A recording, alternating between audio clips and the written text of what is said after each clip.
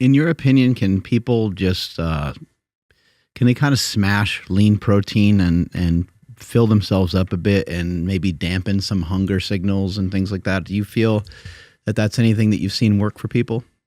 Yeah. So if they're not, I mean, of course, if they're going the drug route, they're able to start eating the lean protein and that type of stuff. But if we're trying to use without medicine, it's hard to overeat a lean protein, right? Like, I always get into it with the keto people online. It's just fun. I don't know. I don't get into it with the vegans. The vegans are vicious. They'll just so I don't mess around. They're like, oh, you want to kill innocent animals? I'm like, okay, I don't want to. Just please leave me alone. So I stick with just messing with the keto people. So I could overeat ribeyes, like put some butter on it, put a ribeye. I mean, it's pretty good. Yeah.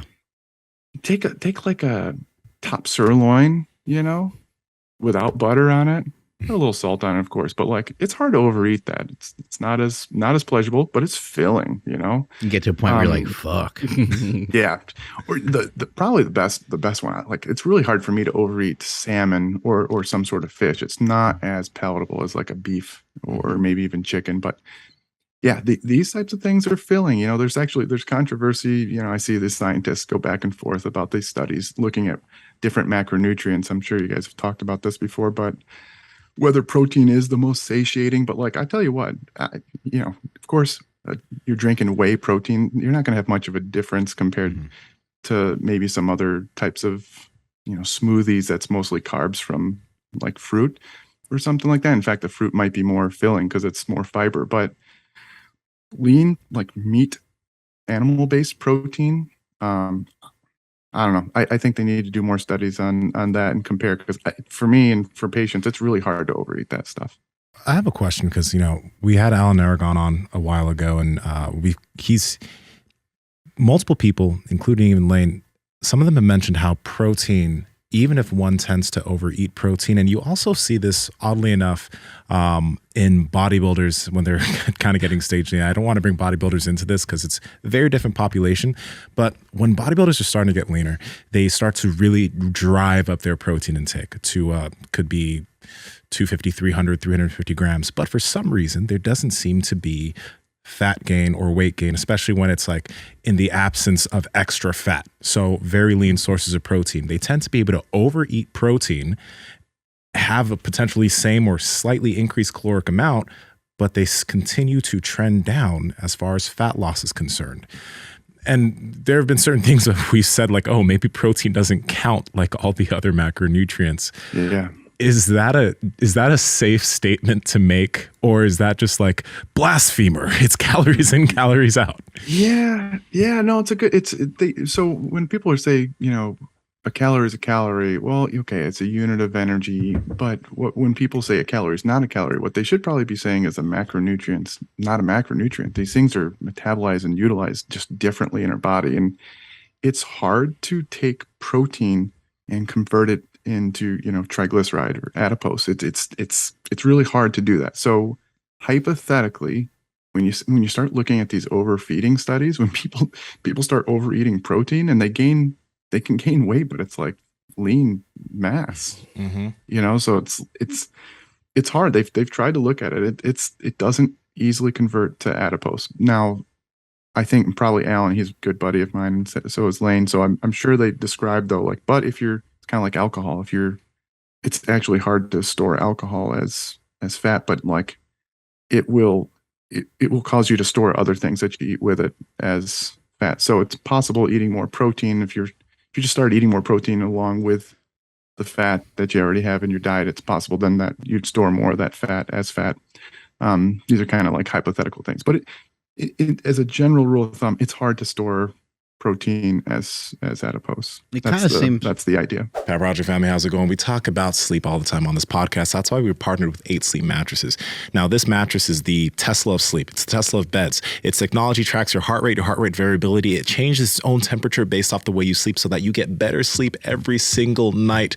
It is quite literally insane. Check them out. Andrew, how do they get it? Yes, and before I do that, I wanted to let you guys know that you can actually set the bed to wake you up silently. I know that sounds weird, but actually basically the bed starts vibrating around your head, and it doesn't wake up the entire household the way my phone used to do back in the day. So now I just kind of have the bed wake me up silently, and it's amazing. You guys got to head over to 8sleep.com/power project. That's EIGHT sleep.com/power project. When you guys go there, you'll see a banner across the top saying that you're going to receive $150 off automatically. So again, that's 8sleep.com/power project to receive $150 off your Pod Pro cover or your Pod Pro cover and mattress combo. Links to them down in the description as well as the podcast show notes. Let's get back to the podcast. It kind of seems like if you were to eat like 30 or 40 grams of protein from a fairly lean source, like a chicken breast or maybe even like a chicken thigh, get a little more fat in there, and eat something like an apple, that it would really, again, calm your hunger. And that's something that we promote and talk about quite a bit on this show, is like, for people that are heavy, we like fasting and stuff like that too, but we enjoy it for us, and we'll promote it out to people that have already had some success in their diet. They're already familiar with the correct foods to eat. I think for some other people, it might not be the greatest place to start, but I think for most people that are heavy, the best thing for them to do is to really concentrate on not allowing themselves to get too hungry.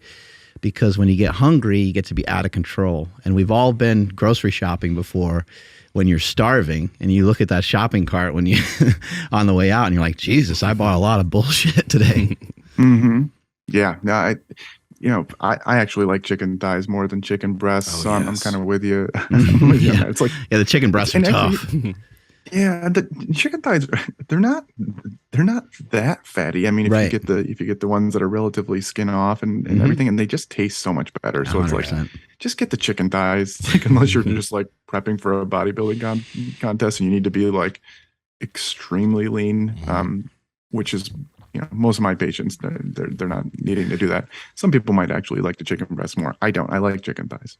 But anyway, yeah, I think focusing on foods that are absolutely filling and more satiating is a great place to start. So just, it's hard to people are like, well, fruit has fructose in it, so it's going to make you fat. It's like, nobody's gaining weight from eating fruit, unless I did have one patient say they couldn't stop eating frozen grapes. I suppose that might count if you can. Those are delicious. It's good. I was just thinking too, watermelon is really good. I love eating like a giant, we get watermelon all the time. I eat like a fucking giant bowl of it. I've done that the past 2 nights. It's so nice when it's like in season and everything.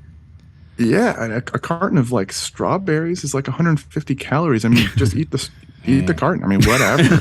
It's a lot of fiber, a lot of good stuff there. So yeah, I think, being in this environment and you just, you should probably eat this fruit-filling foods.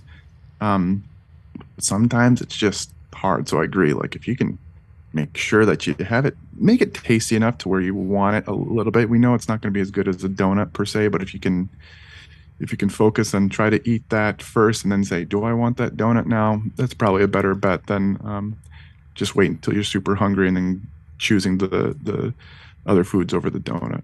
Power Project family, we appreciate you checking out this clip. Check out another one. Just go check out another one. Or comment down below and let us know what you liked about this one. But we love you guys, and we're going to keep bringing you the heat. So comment, subscribe, and all that good stuff, okay? Peace.